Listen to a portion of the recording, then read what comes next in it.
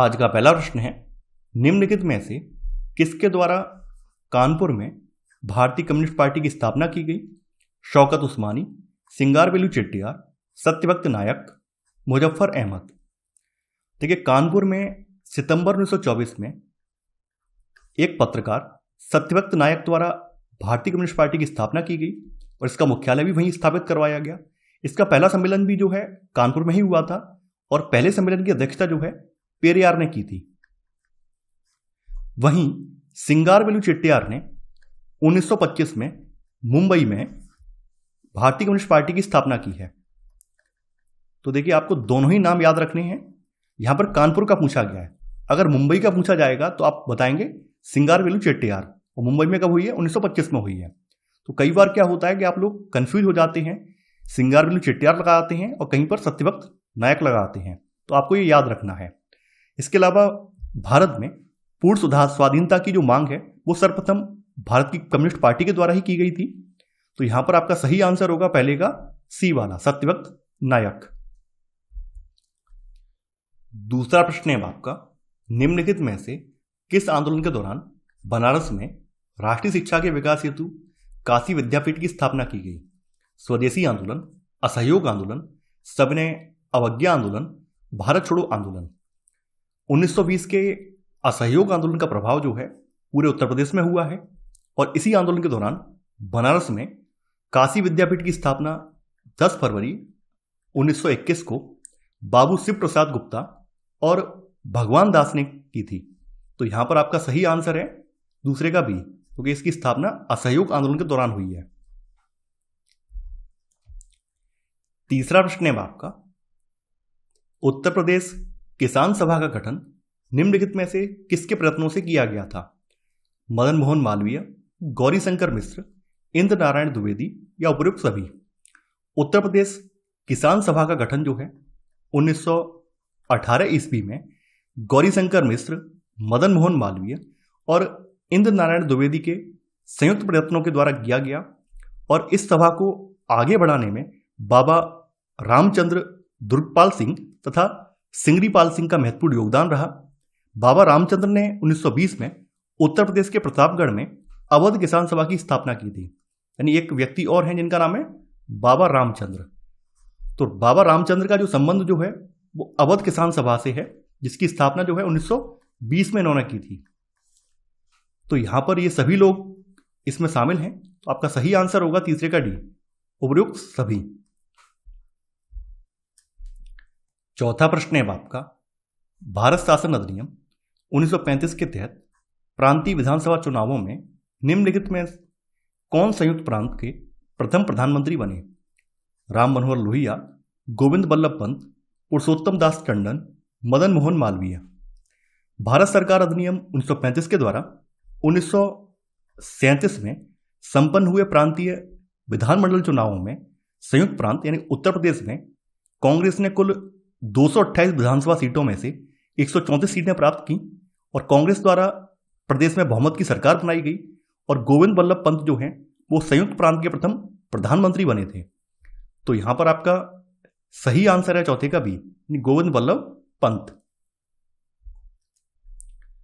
पांचवा प्रश्न है आपका, 1858 में उत्तरी पश्चिमी प्रांत का मुख्यालय किसे बनाया गया था? आगरा, लखनऊ, इलाहाबाद, बनारस।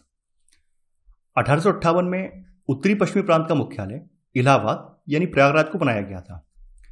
1868 में आगरा से उच्च न्यायालय को इलाहाबाद यानी प्रयागराज को स्थानांतरित किया गया। 1935 की बात है, 1935 में। तो 1935 में प्रांतीय सचिवालय को इलाहाबाद से लखनऊ भेजा गया और इसी के साथ 1935 से लखनऊ जो है वो प्रांत की राजधानी बन गया है, यानी प्रांत का मुख्यालय बन गया है। 1935 से जो है लखनऊ जो है प्रांत की राजधानी घोषित किया गया है। ये भी आपको याद रखना है। अगर आपसे कहीं पूछा जाए कि लखनऊ उत्तर प्रदेश की राजधानी कब बना है, ये बना है 1935 में। ये भी आपको याद रखना है।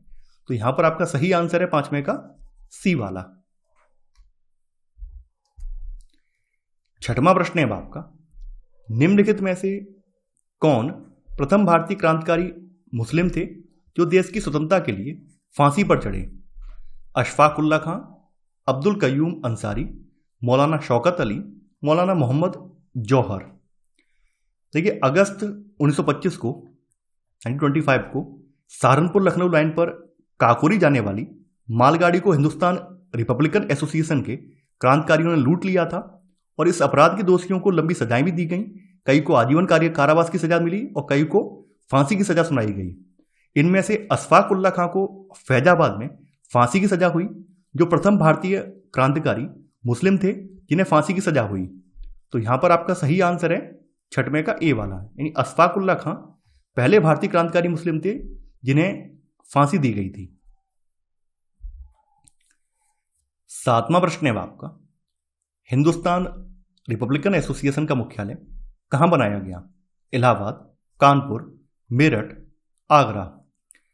देखिए हिंदुस्तान रिपब्लिकन एसोसिएशन की स्थापना जो है 1924 में कानपुर में सचिंद्र सान्याल ने की थी। इसकी स्थापना जो हुई है वो कानपुर में हुई है और स्थापनाकर्ता जो व्यक्ति हैं उनका नाम है सचिंद्र सान्याल। तो उस समय उत्तर प्रदेश से कई क्रांतिकारी थे जो कि इसकी स्थापना में शामिल थे, जिसमें राम प्रसाद बिस्मिल हैं, चंद्रशेखर आजाद हैं। तो ये कुछ युवा क्रांतिकारी थे जो कि इसकी स्थापना के समय शामिल थे। इसका मुख्यालय जो है आगरा में बनाया गया है, इसका मुख्यालय आगरा में बनाया गया है और चंद्रशेखर आजाद इसके प्रमुख सेनापति बने हैं। 1928 में दिल्ली के फिरोज शाह कोटला मैदान में इसका नाम परिवर्तित कर दिया गया है और इसका नाम अब हिंदुस्तान सोशलिस्ट रिपब्लिक एसोसिएशन कर दिया गया है। तो यहां पर आपका सही आंसर है 7वें का डी, यानी इसका मुख्यालय आगरा में बनाया गया है। अगर आपसे पूछा जाए स्थापना कहां पर हुई है, स्थापना इसकी कानपुर में हुई है, यह भी आपको याद रखना है। 8वां प्रश्न है आपका, सूची 1 तथा सूची 2 को सम्मिलित कीजिए तथा नीचे दिए गए विकल्प से सही उत्तर चुनिए। सूची 1 में केंद्र है और सूची 2 में भारतीय नेतृत्वकर्ता हैं। इलाहाबाद, देखिए यहां पर 1857 के स्वतंत्रता संग्राम के जो प्रमुख केंद्र थे उनकी बात हो रही है। तो इलाहाबाद में विद्रोह का नेतृत्व जो है लियाकत अली ने किया है। बरेली में विद्रोह का नेतृत्व जो है खान अब्दुल खान ने किया है। वहीं मथुरा में विद्रोह का नेतृत्व कदम सिंह ने किया है। फतेहाबाद में विद्रोह का नेतृत्व जो है अजीमुल्ला ने किया है। तो यहां पर आपका सही आंसर होगा ए का तीसरा, बी का पहला, सी का चौथा और डी का दूसरा। तो आंसर होगा 8वें का डी वाला। 9वां प्रश्न है आपका, निम्नलिखित में से किसने अपने विचारों का प्रसार तहजीब उल अखलाक नामक पत्रिका से किया? मौलाना मोहम्मद अली, मौलाना अबुल कलाम आजाद, सर सैयद अहमद खां, खान अब्दुल गफ्फार खां। देखिए 1875 में सर सैयद अहमद खान ने अलीगढ़ में मोहम्मदन एंग्लो ओरिएंटल कॉलेज, जिसको आज अलीगढ़ मुस्लिम यूनिवर्सिटी के नाम से जाना जाता है, इसकी स्थापना की थी तथा साथ ही में अपने विचारों को उन्होंने तहजीब उल अखलाक नामक पत्रिका में प्रकाशन भी कराया था। तो यहां पर आपका सही आंसर है 9वें का सी, सर सैयद अहमद खां। 10वां प्रश्न है आपका, काकोरी ट्रेन एक्शन केस के अभियुक्तों की पैरवी निम्नलिखित में से किसके द्वारा की गई थी? भूलाभाई देसाई, मोतीलाल नेहरू, तेज बहादुर सप्रू, चंद्रभानु गुप्त। देखिए 1925 में हुए काकोरी ट्रेन एक्शन में 17 लोगों को लंबी सजाएं हुई, 4 को आजीवन कारावास हुई। वहीं रामप्रसाद बिस्मिल, अशफाक उल्लाह खां, रोशन सिंह तथा राजेंद्र लाहिड़ी को फांसी की सजा हुई और चंद्रशेखर आजाद जो थे उस समय वो फरार हो गए थे। इस काकोरी ट्रेन एक्शन के केस में जो पैरवी है वो चंद्रभानु गुप्त नामक एक युवा वकील ने अपनी निःशुल्क सेवाओं पर इसकी पैरवी की थी। और चंद्रभानु गुप्त जो है बाद में इस स्वतंत्रता के पश्चात उत्तर प्रदेश के मुख्यमंत्री भी बने हैं।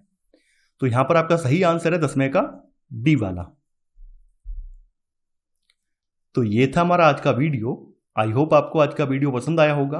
आप लोग इस वीडियो को लाइक और शेयर करना बिल्कुल ना भूलें। तो चलिए आज के लिए इतना ही। Thanks for watching. जय हिंद।